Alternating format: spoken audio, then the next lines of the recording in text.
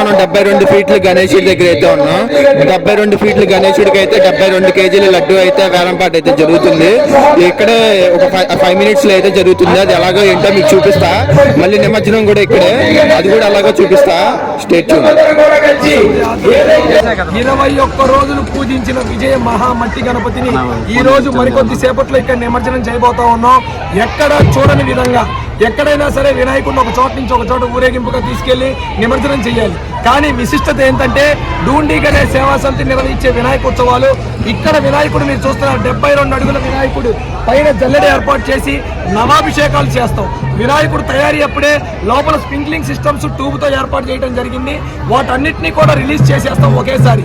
లోపల మట్టి మెత్తబడుతుంది. బయట నుంచి ఫైర్ సిబ్బంది వారి సహకారంతో వాటర్ పంపింగ్ పద్ధతిలో నిమజ్జనం జరుగుతుంది.